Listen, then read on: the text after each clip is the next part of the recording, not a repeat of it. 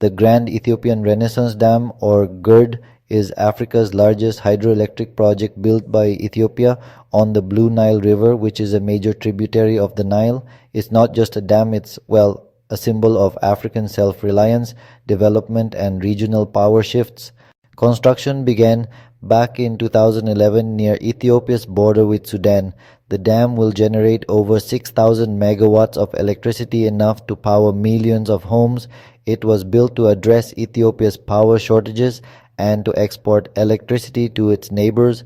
GERD is what's called a run-of-the-river dam, which means it doesn't consume or divert water. It generates power as water flows through and then returns it to the river. The controversy really comes from the Nile's central role in Egypt's survival. Egypt relies on the Nile for 90% of its fresh water. Sudan, on the other hand, fears water mismanagement and flooding risks. Ethiopia, though, insists on its sovereign right to development. GERD is seen as a way to electrify 60% of its population that's still living without power. Water security is a huge concern here. Egypt fears that GERD will reduce water flow, especially during the filling phase.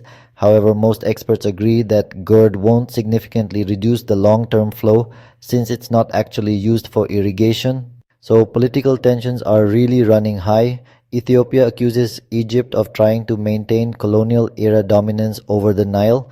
Egypt, on the other hand, has threatened military action, lobbied the United Nations, the African Union, and the Arab League, and called for international mediation.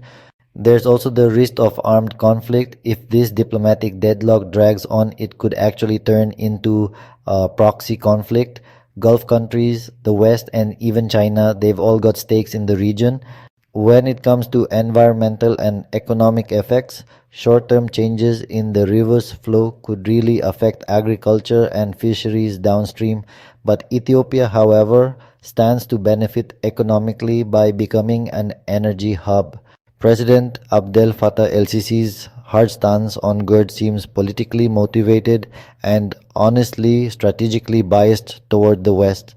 GERD is a run-of-the-river dam. It doesn't still water, it only delays the flow a little bit during filling. Egypt's deeper water issues, they actually come from poor internal water management, outdated irrigation, and a growing population, not GERD. LCC uses the Grand Ethiopian Renaissance Dam to rally nationalism and divert attention from economic failures and domestic unrest. Egypt uses the Grand Ethiopian Renaissance Dam crisis to appeal to Western fears of African instability, seeking military and economic support.